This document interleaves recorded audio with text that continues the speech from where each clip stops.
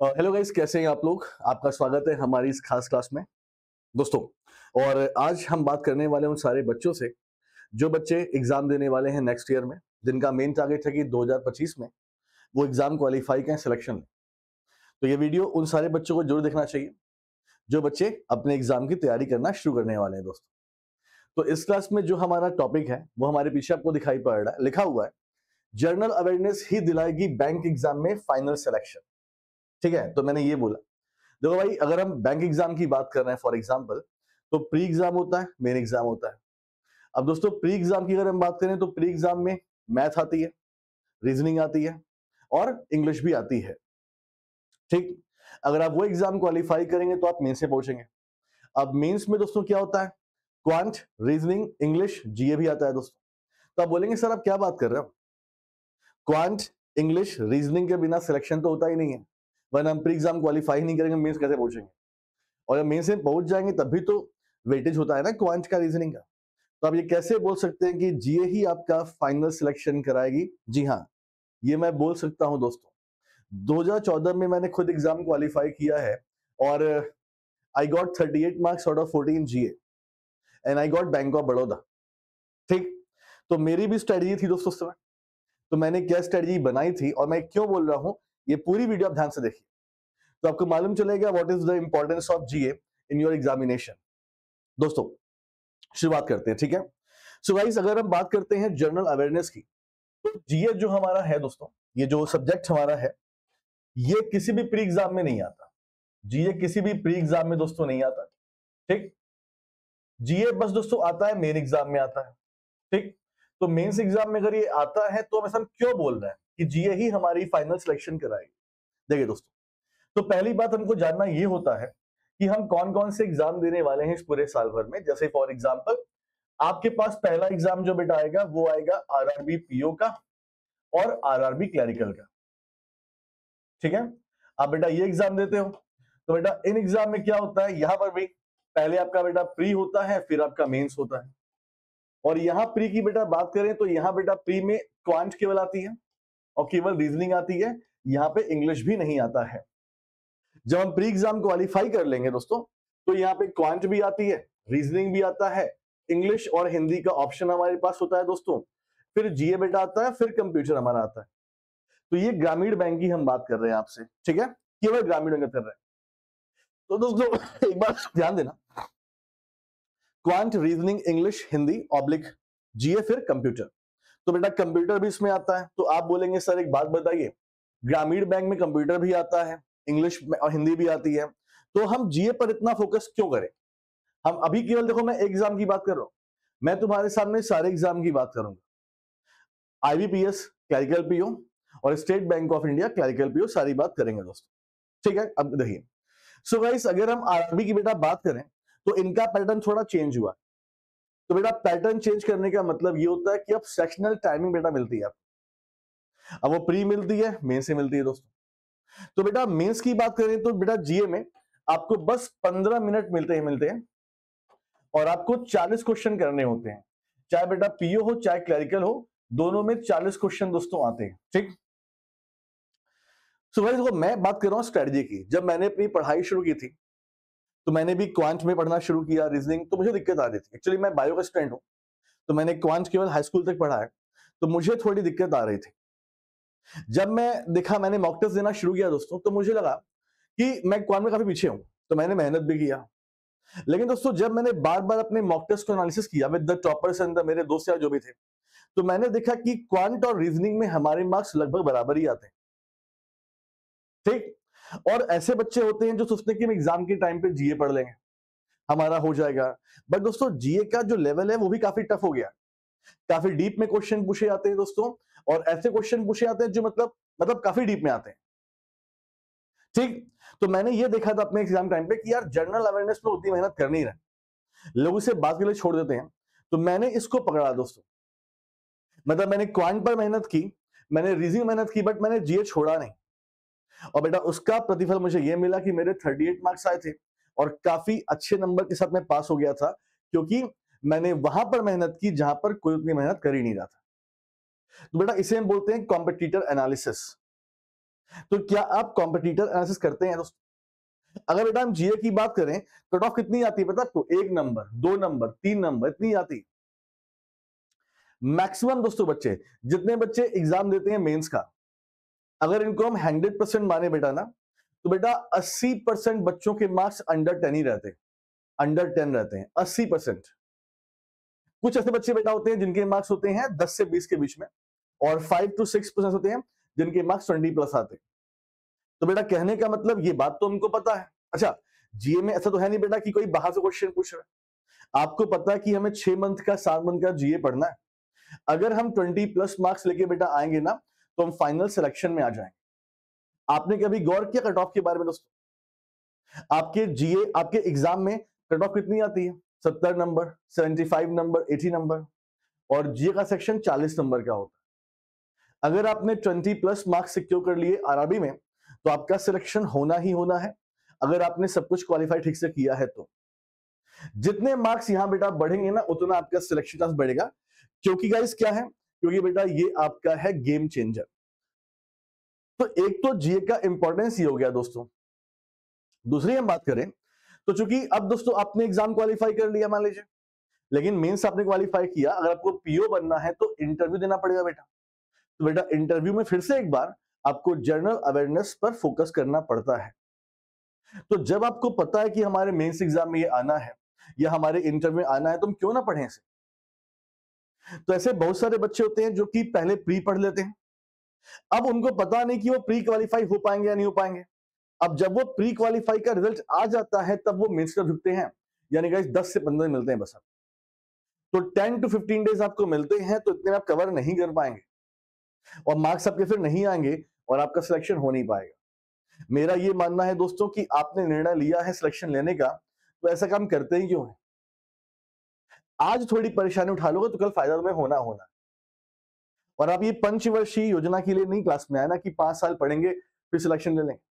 आपको पहले ही साल सिलेक्शन लेना होता है दोस्तों, ठीक है? तो यहां पर हमने बात की ग्रामीण बैंक की, ठीक है? चलिए अब दोस्तों हम बात करेंगे आपसे आईबीपीएस पीओ की, ठीक, एंड आईबीपीएस क्लरिकल की दोस्तों। तो सेम बेटा, पहले आप प्री एग्जाम क्वालिफाई कीजिए, फिर आप मेंस एग्जाम क्वालिफाई कीजिए, फिर आप इंटरव्यू क्वालिफाई कीजिए, तब जाके आपके फाइनल मार्क्स बनते हैं दोस्तों, और फिर आपका सिलेक्शन होता है। अगर क्लर्क की बात करें तो यहाँ प्री एग्जाम है और मेंस एग्जाम है, उसके बाद आपका सिलेक्शन होता है, यहाँ पे इंटरव्यू नहीं है। तो पहले हम बात करते हैं क्लरिकल की। तो आप बोलेंगे सर यहाँ तो क्लरिकल है और इसमें इंटरव्यू है नहीं, तो इसमें तो जीए का इंपॉर्टेंस कम हो जाएगा ना। क्यों बेटा? क्योंकि बेटा क्लरिकल में जीए आपकी 50 नंबर की आती है। ध्यान देना, अगर हम क्लरिकल की बात करते हैं तो जीए 50 मार्क्स की आती है दोस्तों। बैंक पीओ और बैंक क्लर्क में आपको यह भी अंतर समझना पड़ेगा सिलेक्शन का। दोस्तों अगर आप पीओ की बेटा बात कर रहे हैं तो पीओ में क्वेश्चन बड़े लेंदी आते हैं, चाहे वो क्वांट हो, रीजनिंग हो, इंग्लिश हो, जियो, ठीक है? और काफी बड़े बड़े क्वेश्चन आते हैं, कैलकुलेटिव आते हैं, ठीक? तो बेटा पीओ में आपको मैक्सिमम अटेम्प्ट नहीं करना होता है, अटेम्प्ट आपको ठीक ठाक करना होता है विद एक्यूरेसी, अगर आपको पीओ में सिलेक्शन लेना है तो। बट दोस्तों क्लरिकल में क्योंकि क्वेश्चन का लेवल थोड़ा सा इजी बेटा होता है, तो यहाँ पे नंबर ऑफ अटेम्प्ट बढ़ जाते हैं। अगर आपको क्लरिकल में सिलेक्शन लेना है तो दो बातें हैं, एक तो आपकी एक्यूरेसी मेंटेन रखना जरूरी है, दूसरी मैक्सिमम अटेम्प्ट एग्जाम, ठीक? अब बेटा मैक्सिमम अटेम्प्ट कैसे हमारा हो पाएगा, आप सोचिए जरा। हम क्लरिकल की बात दोस्तों कर रहे हैं, आपके ये state clerical cut off state wise जाता है। आपके स्टेट देखो बेटा उठाकर 95 कट ऑफ, 96, 90, 84, जीए 50 नंबर की दोस्तों। तो मैं इसीलिए आपसे बोल रहा हूं, तो जो माइंडसेट हमारा ग्रामीण बैंक में है वही माइंडसेट यहां चलेगा। हमारा ये मानना कि जीए तो हम पढ़ेंगे नहीं, हम कब पढ़ेंगे? प्री एग्जाम देने के बाद, जब मेंस का रिजल्ट आज प्री का रिजल्ट आ जाए तब हम पढ़ेंगे, वही 10-15 दिन नहीं हो पाएगा दोस्तों। तो बेटा आपको क्लरिकल के लिए भी जीए कर, और देखो मैं क्या बोल रहा हूं, यहां 50 नंबर की जीए आ रही है मेरे भाई लोग, तो 50 नंबर का अपना इंपॉर्टेंस है। अगर आपने 50 में से 25 मार्क्स गेन कर लिया, फिर से वही बात है, आप मेरिट में आ जाएंगे। बेटा पीओ की बात करते हैं, चलो प्री में जीए नहीं आता बट मेंस में आता है दोस्तों, और बेटा मेंस में 40 नंबर का ही आता है, ठीक? और फिर दोस्तों इंटरव्यू है, यहां भी जी आ गया आपका, समझ रहे हैं? तो 40 नंबर दोस्तों, अगर आप पिछले 2-3 साल में कट ऑफ देखेंगे तो बेटा पीओ का कट ऑफ पहले तो देश के मतलब कंट्री लेवल पे होता है, स्टेट लेवल पे होता नहीं है। अगर बेटा आप कट ऑफ देखेंगे तो आपका कितना कट ऑफ गया? अच्छा, मैं यहां पर बात कर रहा हूं आपके, मैं यहां पर परसेंटाइल की बात नहीं कर रहा हूं। परसेंटाइल का बेटा मतलब क्या होता है? आपके मार्क्स मेंस में कितने आए हैं प्लस कितने डिस्क्रिप्टिव में आए हैं प्लस इंटरव्यू में, उसके बाद निकलता है, उसकी बात नहीं। मैं सिर्फ बात कर रहा हूं मेंस एग्जाम की दोस्तों। 76, 78, 80, 82 ऐसे बेटा कट ऑफ जाती है और जीए 40 नंबर की। अगर आप 20 नंबर से भी ऊपर लाते हैं दोस्तों तो मेरिट में आपके आने के पूरे पूरे चांसेस हैं। मैं नहीं बोल रहा हूं कि 30 लाओ, मैं नहीं बोल रहा हूं 35 लाओ, ठीक है, लेकिन दोस्तों उसके लिए आपको बेटा पढ़ना पड़ता है। तो मैं क्या बोल रहा हूं कि हर मेंस एग्जाम में जी आती और पीओ लेवल पे इंटरव्यू देना है आपको, तो हमें ऐसा काम ही क्यों करें दोस्तों? General awareness it's not only for your examination, it's for your personality, your attitude. आपको पता होना चाहिए कि हमारे देश में क्या चल रहा है, नेशनल लेवल पे जियोपॉलिटिक्स में क्या चल रहा है, ये सब इंटरेस्ट की बात है यार। स्पोर्ट्स में कौन जीता, स्टार्टिंग में दिक्कतें आती हैं, बट दोस्तों धीरे धीरे क्या होता है, धीरे धीरे हमें जीए अच्छा लगने लगता है। समझ रहे हैं दोस्तों? तो एक पॉइंट तो हम इसकी बात कर रहे हैं, ठीक है। अच्छा, अब दोस्तों इसमें मैं एड ऑन करना चाहूंगा state bank of India PO. बेटा जीए 60 नंबर का आता है, 60 नंबर का आता है एसबीआई पीओ में, ठीक है दोस्तों। और अगर एसबीआई क्लरिकल की बेटा बात करें तो बेटा यहां जीए 50 नंबर की आती है, ठीक। और सबसे अच्छी बात क्या होती है, जिन बच्चों का जीए स्ट्रांग है आप बेटा एसबीआई में सिलेक्शन आराम से ले सकते हो। क्यों? क्योंकि दोस्तों स्टेट बैंक ऑफ इंडिया ऐसा एग्जाम है जहां पे सेक्शनल कट ऑफ नहीं जाती, जहां पर सेक्शनल कट ऑफ बेटा नहीं होती। इसका मतलब गाइस ये हो गया कि यहां पे सेक्शनल कट ऑफ है ही नहीं है दोस्तों, तो बेटा यहां पर आपका ओवरऑल चलता है, ओवरऑल कितना नंबर आप लेके आ रहे हैं। और बेटा state bank of India PO है, तो अगर हम पीओ की हम बात करें तो बेटा क्वांट का लेवल, रीजनिंग का लेवल बहुत टफ आ जाता है, समझ रहे हैं, काफी टफ। अगर आपके 1 मार्क्स भी मैथ्स में है, 2 मार्क्स मैथ में, ऐसा हुआ भी है दोस्तों, तो आप जीए में अच्छे मार्क्स सिक्योर करके सिलेक्शन अपना ले सकते हो। तो जनरल अवेयरनेस तो रामबाण है state bank of India PO के लिए दोस्तों। बेटा बात एक लगे कि 50 समझिए यहां पे, तो ये 50 नंबर अपने आप में एक बड़ा वेटेज है दोस्तों, तो इसको ध्यान दो। अगर हमारे 25 प्लस मार्क्स आ रहे हैं तो हमें कोई रोक ही नहीं पाएगा सिलेक्शन लेने से।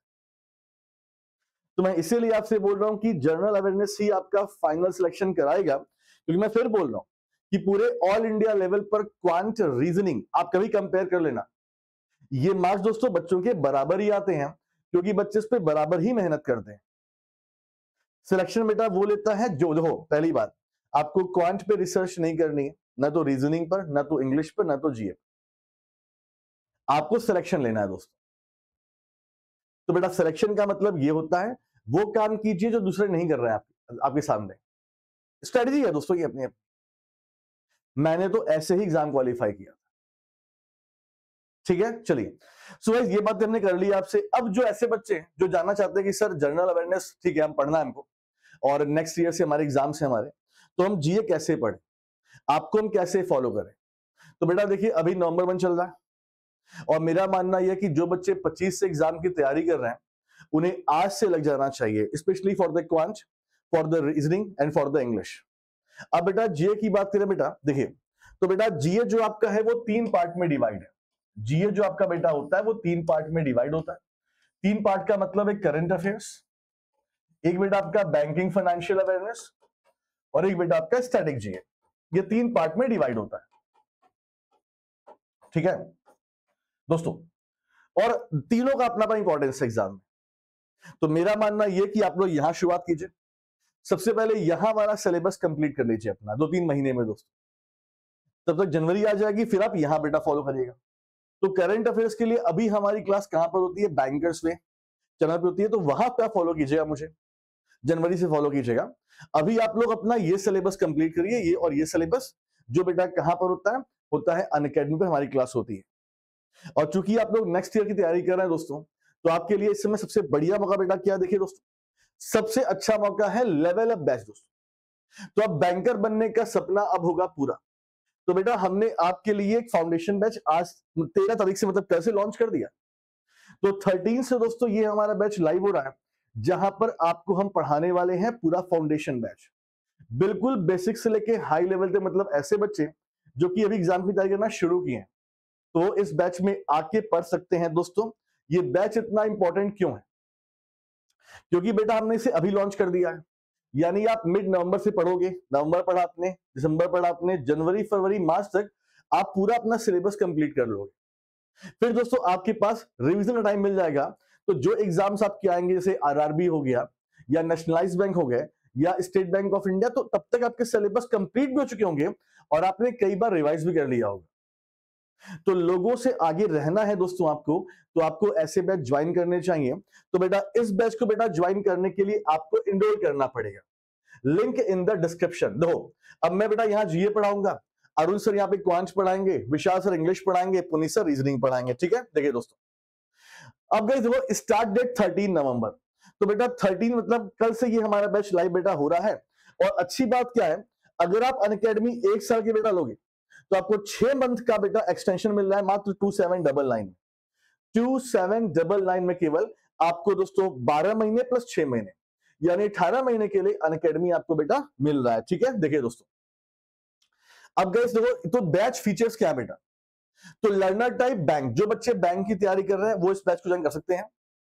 ऑल बैंक, तो बेटा हमने ये फाउंडेशन बैच बनाया, यानी एक बैच से आप हर एग्जाम को टारगेट कर सकते हैं। ड्यूरेशन बेटा 4 मंथ का हमारा ये बैच है, ठीक। Type of batch complete batch. अच्छा आप बोलेंगे सर एक बात बताइए, जब 4 मंथ का बैच है तो आप 1 साल के लिए क्यों बोल रहे हो? देखो मैंने क्या बोला था, आप मार्च तक अपना सिलेबस कंप्लीट कर लेंगे, फिर दोस्तों रिवीजन कैसे करेंगे आप? तो बेटा एग्जाम के टाइम पे हमारे रिवीजन बैच भी आते हैं। तो अगर आपने अनअकैडमी प्लस ले लिया तो सब कुछ फ्री है आपके लिए फिर। तो इसीलिए आपसे हम बोल रहे हैं कि 1 साल के लिए अनअकैडमी को सब्सक्राइब कीजिए बेटा। ये बेटा कंप्लीट बैच होगा, लैंग्वेज इंग्लिश है, हिंदी इंग्लिश दोनों है दोस्तों इसमें। और 13 नवंबर से बैच हमारा लाइव हो रहा है, ठीक है दोस्तों। शुरुआत कैसे बेटा होगी, अरुण सर क्वांट पढ़ाएंगे 9:30 बजे, मैं जीए पढ़ाऊंगा 11:30 बजे, पुनीत सर पढ़ाएंगे रीजनिंग 1 बजे और विशाल सर पढ़ाएंगे इंग्लिश शाम को 7 बजे। ये टाइमिंग है दोस्तों। अगर आप किसी वजह से लाइव क्लास नहीं कर पा रहे हैं दोस्तों, अगर आप किसी वजह से लाइव क्लास नहीं कर पा रहे हैं तो बेटा रिकॉर्डेड क्लास भी आप कर सकते हो, उसी कॉस्ट में, कहीं अलग से कॉस्ट नहीं देनी है आपको, ठीक है। आगे देखिएगा इस, अगर हम बात करते हैं तो मैंने जो आपको बेटा बताया कि बेटा 12 मंथ प्लस 6 मंथ यानी आपको 2799 की फीस देनी है। अगर दोस्तों आप मान लीजिए फर्स्ट ईयर में हो, सेकेंड ईयर में ग्रेजुएशन के, या आप हाउस वाइफ है या आप एक्स सर्विसमैन है, तो बेटा आपके लिए अच्छा कोर्स क्या है, 18 मंथ वाला। तो बेटा 18 मंथ प्लस 9 मंथ यानी 27 मंथ की फीस है 4199, देख लीजिए। तो बेटा ये जो ऑफर है ये 15 को एंड हो जाएगा, ठीक है। और हमारा कोड है एबीपी। तो बेटा इस कोड को आपको यूज करना पड़ेगा, कैसे मैं आपको दिखाता हूं, देखिए दोस्तों कैसे। सो गाइस बेटा आपको लिंक मिल जाएगा डिस्क्रिप्शन में, मतलब गाइस आप जब इस वीडियो बेटा नीचे जाओगे ना नीचे, तो बेटा आपको सीधे लिंक मिल जाए, आप लिंक पे क्लिक करें। जब आप लिंक पे बेटा क्लिक करेंगे तो सीधे आपके सामने ऑप्शन आएगा पेमेंट का, वहां पे हमारा कोड जो मैंने बताया एवीपी, आप इस कोड के बेटा डालिए तो आपको डिस्काउंट मिल जाएगा। सीधे आप क्लास में आइए, कल से हमारा बैच लाइव हो रहा है दोस्तों, ठीक। सो गाइस आई होप कि आपको क्लियरिटी मिल गई होगी कि हमारा बैच कैसे परचेस करना है, इस बैच में कैसे आना है और इस बैच से क्या फायदा आपको होने वाला है। चलिए गाइस, तो आशा करते हैं मिलेंगे क्लास में आपसे। और हाँ, कल हमारा पहला क्लास जो है वो 13 नवंबर वाली क्लास यूट्यूब पर ही होगी दोस्तों, फ्री। तो आप अगर आपको कोई डाउट है तो उस क्लास में आके अपने डाउट आप क्लियर कर सकते हैं। थैंक यू सो मच, अपना ख्याल रखिए, मिलते हैं इस क्लास में, थैंक यू।